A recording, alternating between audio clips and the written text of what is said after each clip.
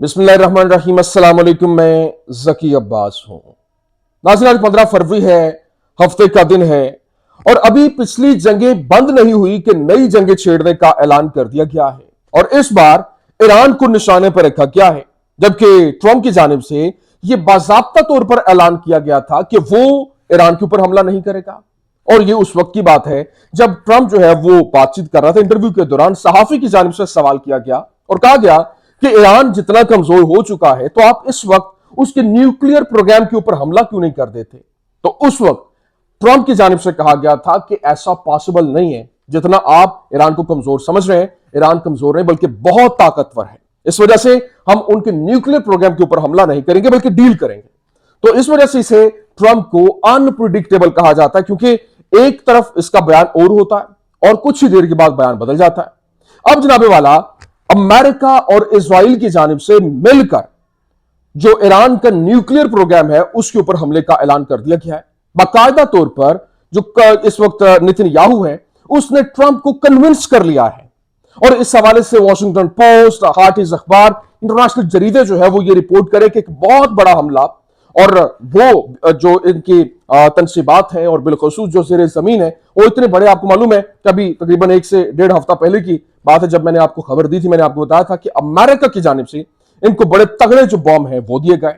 और फिर असलिया मजीद उनको तरसील जो है वो जारी कर दी गई है। तो ये असल में ईरान को घेरे में लाने के लिए सारी की सारी प्लानिंग तरतीब दी गई, लेकिन यहां पर आगे से पूरी की पूरी कहानी बदल गई है और ईरान पहले क्योंकि अकेला था, अब ईरान के साथ जो सऊदिया है और दीगर जो अरब वर्ल्ड है वो उसके साथ मिल गई है और ऑन बोर्ड आ गए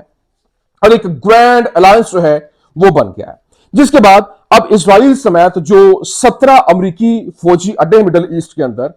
उनको निशाने पर रख लिया गया है, क्योंकि वो तमाम के तमाम फौजी अड्डे इस वक्त ईरान की दस्तरस के अंदर हैं और वहां पर ये उन्होंने ट्रिगर करने का ऐलान करते उन्होंने कहा कि अगर किसी तरह से भी होता है, एक तो हम अपनी सिक्योरिटी को लेकर किसी किस्म का कोई कॉम्प्रोमाइज नहीं करेंगे और सऊदिया जो है, जो कि अमेरिका का सबसे बड़ा अलाय है, वो भी इस वक्त ईरान के साथ खड़ा है और फिर फलस्तीन को लेकर जिस तरीके से उसने अपनी पोजीशन वाज़ेह की है वो भी काबिल तहसीन है, क्योंकि इस वक्त सऊदिया है वो गजा को लेकर ऑन द फ्रंट आ चुका है, बाकायदा तौर पर अपना हार्ड स्टैंड ले चुका है। हालांकि वो पहले उनको कोई फर्क नहीं पड़ रहा था, लेकिन अब वो ना सिर्फ ये बल्कि फलस्तीन की आजादी और फलस्तीन की एक स्टेट को लेकर उसने अपना जो विजन है, अपना जो एक मकसद है, जो प्लान है वो वाजे कर दिया है, जिसके बाद यूं कह ले कि एक नया ग्रैंड अलायंस मैदान में आ चुका और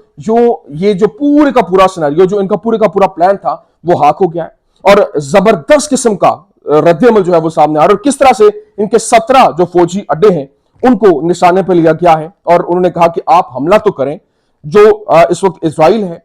उसके जो डिमोना साइट है और फिर 17 इनके फौजी अड्डे, उनको यहां पर रहने की जगह नहीं मिलेगी बल्कि उनको ऐसा जबरदस्त किस्म का किया जाएगा, कैसे ये आपके सामने रखना है। और फिर इजराइल जो है उसकी जानिब से जो एक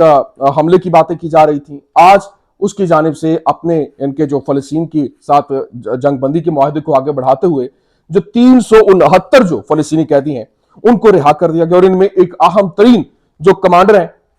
फलस्तीनी कमांडर, वो भी रिहा हुए हैं। वो कौन कौन से हैं और फिर 3 फलस्तीनी जो इजरायली कैदी हैं उनको रिहाई के बदले में ये सारे का सारा प्लान तरतीब दिया गया, कैसे, ये तमाम तर डिटेल्स वन बाय वन आपके सामने रखते हैं। अच्छा नाज़रीन, सबसे पहले तो मैं आपको बता दूं, देखें आज हर इजरायली कैदी के बदले में उम्र कैद की सजा पाने वाले 12 फलस्तीनी कैदियों और गजा के 111 कैदियों को रिहा किया जाएगा, यानी 3 इजरायली कैदियों के बदले में टोटल जो 369 फलस्तीनी कैदी हैं उनको रिहा किया जा रहा है, जिनमें 36 उम्र कैद वाले कैदी भी होंगे। और फिर तुलकरम के अंदर अल अक्सा शहदा ब्रिगेड का जो कमांडर है मंसूर शरीन, उसको भी आज रिहा किया जाएगा और उसे दूसरी इंतफादा के दौरान इजराइल के खिलाफ कार्रवाइयों के एक सिलसिले के जिम्मेदारों में से एक अहम तरीन जो है वो जंगजू समझा जाता है और इसे 14 बार उम्र कैद की सजा सुनाई गई थी और 22 साल इजरायली जेलों में इसने गुजारे और उसके बाद आज वो भी रिहा हो रहा है। और ना सिर्फ ये बल्कि आज जिन कैदियों को रिहा किया जा रहा है उनमें एक नाम अहमद अल बरगोती भी है और इस जो ये इन्हें कमांडर मरवान बरगोती का दाया हाथ समझा जाता है। और अहमद बरगोती ने जो रामला के अंदर वहां जो इस वक्त तहरीके फतह के अस्करी विंग के कमांडर के तौर पर काम किया और इसे 13 बार उम्र कैद की सजा जो है वो सुनाई गई और इन्होंने दूसरी इंतिफादा के दौरान मुतअद्दिद कार्रवाइयों में 12 जो इजरायली थे उनको निशाने पर लिया और उनको जान से जो है वो हाथ धोना पड़े, दर्जनों जख्मी किए, जिनमें तल अबीब में सी फूड मार्केट रेस्टोरेंट और कुदस के अंदर जो नेवी याकूब और जाफा स्ट्रीट के अंदर ऑपरेशन जो है वो भी शामिल है। लेकिन आज 3 इजरायली कैदियों के बदले बड़े बड़े कमांडर्स और मशहूर ऑपरेशन करने वाले फलस्तीनी जो जंगजू हैं वो भी रिहा हो रहे हैं।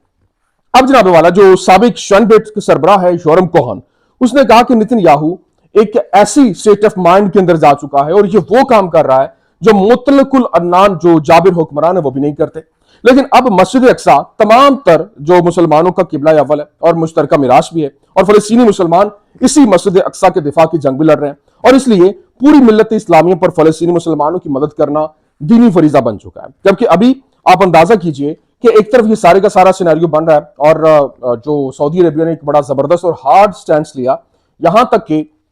उन्होंने कहा कि वो भरपूर तरीके से मिस्र के साथ कर रहे हैं। मिस्र ने क्योंकि अपना प्लान दे दिया है और वहां पे जितने लोग हैं उनकी कंस्ट्रक्शन को लेकर उन्होंने मुकम्मल तौर पर सपोर्ट देना और उन्होंने कहा कि वहां से किसी किस्म का कोई जो है वो इनको नहीं किया जाएगा, डिस्प्लेस नहीं किया जाएगा, यहीं पर वो रहेंगे। और उसकी बैक पे सऊदी अरेबिया खड़ा है क्योंकि अमेरिका की जानिब से धमकी दी गई थी कि अगर आपने ऐसा किया और आपने इनको वहां पे जो है वो अपने पास ना लाया तो हम आपको जो एड देते हैं मिलिट्री एड वो बंद कर दी जाएगी। सालाना इनको 1.5 बिलियन डॉलर की एड मिलती है जॉर्डन को और मिस्र को। लेकिन यहां पर सऊदी अरेबिया ने कमाल किया और उन्होंने कहा कि 1.5 बिलियन डॉलर है तो कोई बात नहीं है, हम आपको देंगे, हम आपके साथ खड़े हैं और जो मिलिट्री एड है वो आपको मुहैया होगी। अब ये बड़ा जबरदस्त किस्म का सिनेरियो क्योंकि अरब वर्ल्ड जो है वो इकट्ठी हो गई है। अल्लाह करे और अल्लाह इनको नजर बद से बचाए और इनका स्टैंड यही रहे क्योंकि स्टैंड बदलते हुए भी देर नहीं लगती। अब जनाब वाला खबर ये आ रही है, हादिस अखबार ने रिपोर्ट किया कि Netanyahu plans to attack Iran and is plotting to lure Trump into the war. मतलब जो नेतन्याहू है वो ईरान के ऊपर हमले का प्लान कर रहा है और ना सिर्फ ये बल्कि इस नई जंग के अंदर ट्रंप को भी लाने का, वहां पर इस जंग के अंदर घुसाने का प्लान जो है वो तैयार है। लेकिन साथ ही साथ बाय अटैकिंग ईरान विद और without United states, Israel's prime minister seeks to turn the October 7 calamity into an epic strategic triumph. Will the Saudis help Trump avoid this? मतलब अब पूरे के पूरे सिनेरियो के अंदर उसने कहा कि वो अमेरिका के बगैर या फिर अमेरिका के साथ मिलकर ईरान के ऊपर हमला कर सकता है और ईरान की न्यूक्लियर जो प्रोग्राम है उसको निशाने पर लग सकता है। और ये जो अक्टूबर 7 को जो हमला हुआ था उसके जवाब के तौर पर। और अब देखना यह है कि सऊदिया जो है वो जो ट्रंप के साथ खड़ा होता है या ईरान के, लेकिन ईरान के साथ जो उसका एक अलाय है, अलायंस, वो एक जबरदस्त किस्म का सामने आया क्योंकि ईरान ने जबरदस्त किस्म का उनके साथ इत्तेहाद कायम करने का और फिर आगे बढ़ने का ऐलान किया। अब जनाब वाला वाशिंगटन पोस्ट क्या कह रहा है, उसने कहा अमेरिका ने पहले इजराइल को ऐसे बॉम्ब दिए जो ईरानी जोहरी तंसीबात को निशाना बना सकते हैं, जिनमें फोर्डो के करीब जो पहाड़ों की गहराइयां भी शामिल है और इजराइल ईरान की जोहरी तंसीबात पर बमबारी करने के लिए तैयार है और अमेरिका की हिमायत साथ हो या फिर ना हो। लेकिन अब ईरान पर हमला जो है वो दुश्मनों को भारी कीमत अदा करने पर मजबूर कर देगा। क्यों, इसके पीछे क्या स्टोरी है? एक अरब टीवी चैनल के तज्जियाकार, जिस तरह से कल भी मैंने आपको बताया था कि उस सवाल का उसने जवाब दिया और उर्दनी माहिर साले अल मायता बताता है कि ईरान को बाहर से शिकस्त देना क्यों नामुमकिन है। अगर कोई ईरान पर हमला करता है तो वो जवाब देंगे और खेल की उसूल बदल देंगे। और अमेरिका के पास हजारों समुद्री अहदाफ हैं, बहरी अड्डे हैं, मगरबी एशिया है और अरब खलीजी रियासतों में अड्डे हैं, ये सब ईरान की पहुंच के अंदर है। अब ये जो 17 के करीब जो इनके मिलिट्री अड्डे हैं जिनको निशाने पर रखा हुआ है और ईरान की दस्तरस के अंदर है, जिसमें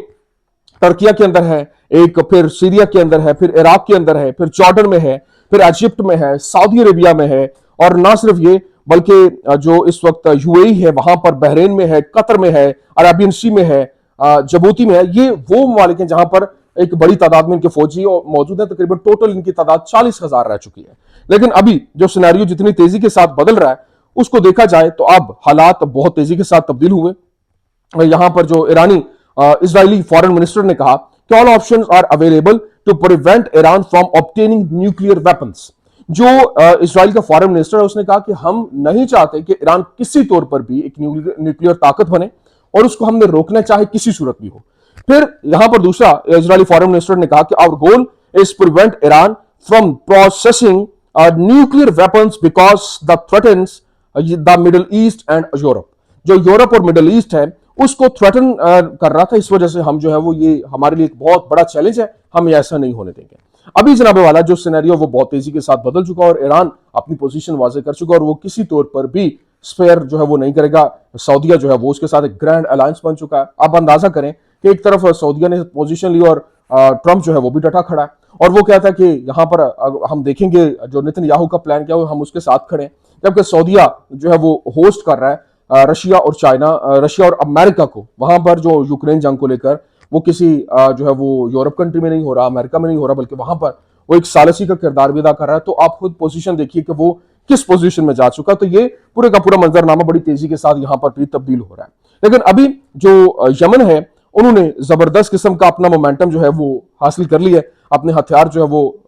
बिल्कुल रेडीनेस पे रखे हुए हैं और वो किसी वक्त भी इनके ऊपर हमला कर सकता है। जबकि दूसरी जानिब इस वक्त जो सिनेरियो है आप अंदाजा करें कि फ्रेंच फॉरेन मिनिस्ट्री जो है उसने कहा the ministry and the French and Egyptian foreign ministers affirmed their determination to enable the sustainable reconstruction of the Gaza Strip on the basis of a detailed and concrete plan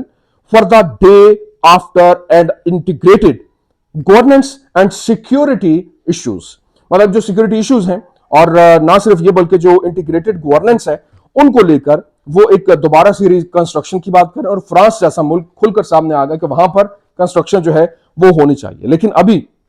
जो हालात हैं वो इतनी तेजी के साथ तब्दील हो रहे हैं कि ट्रंप के मंसूबे की हिमायत करने वाला जो अरब बयान है, मैंने कल भी आपके सामने रखा, जिस तरह से सऊदी अरेबिया का साथ ही यूएई लगता है और उसकी जानिब से कहा गया था कि अमेरिका में अरब अमारात के जो सफीर हैं यूसुफ अल उतैबा, वो गजा में ट्रंप का मंसूबा जो है वो उसने कहा था कि मुश्किल है, लेकिन हमें अभी तक इसका कोई मुतबादल भी नजर नहीं आता। और दुनिया के तमाम ममालिक में सिर्फ और सिर्फ अमेरिका, इसराइल और तीसरा पहला इस्लामी मुल्क अमाराती मुल्क है जिसने इस मंसूबे की हिमायत की। आज एक और खबर सामने आ गई कि मुत्तहिदा अरब अमारात ने जनूबी अफ्रीका को इसराइल का मुकदमा छोड़ने के लिए रिश्वत देने की कोशिश की और मुत्तहिदा अरब अमारात ने मुबैना तौर पर जनूबी अफ्रीका को बैनुल अक़वामी अदालत इंसाफ के अंदर नस्ल कुशी का मुकदमा दायर करने से दस्तबरदार होने का जो है वो ऑफर की और उसके बदले में एक बहुत बड़ी सरमाकारी की पेशकश की जिसे जनूबी अफ्रीका ने मुस्तरद कर दिया। आप खुद अंदाजा करें कि ये है इस्लामी चेहरा, खुसूसी तौर पर जो लीड कर रहे हैं कि जी हम इस्लाम के अलंबरदार हैं, ठेकेदार हैं, लेकिन आज किस तरीके से इजराइल को बचाने के लिए वो रिश्वत देने की बात कर रहे हैं। तो ये असल में इनके चेहरे हैं जो हम आपके सामने बार बार रख रहे हैं। लेकिन अभी एक इजरायली फौजी जो है आप अंदाजा करें और वो जो केस जंग के अंदर एक बड़ा किरदार था उसका, वो इस वक्त दुबई में मुत्तहिदा अरब अमारात में, उसका नाम ज़ियाद शादी है और उसने गजा में जिस तरह से जो भी अपना एक अमल किया उसकी फुटेजेस बनाई और बशमूल वो शहरी ढांचे को निशाना बनाता रहा, तबाह करता रहा। सोशल मीडिया पर अपने अमाल के जो जितना भी उसने एक्शंस किए उसको वीडियोस बनाकर वो पोस्ट भी करता रहा। वहां पर वो आजाद सैर सपाटे के लिए गया हुआ है और कोई किसी किस्म की पूछताछ नहीं है। लेकिन अभी जो सिनेरियो बन रहा है, जो बदल रहा है, वो तमाम तर चीजें जो है वो खुलकर सामने आ गई कि कैसे जो है वो अपने ही गिराते नशेमन पे बिजली है। ये हमारे जो मामलात हैं वो खुलकर सामने आ रहे हैं। मसीद इसमें क्या कोई अपडेट्स आती है इंशाल्लाह वो भी आपके सामने रखेंगे। उम्मीद करते हैं वीडियो आपको पसंद आई होगी। पसंद आने की सूरत में लाइक कीजिए, शेयर कीजिए और हमारे चैनल को सब्सक्राइब करना मत भूलिएगा। शुक्रिया।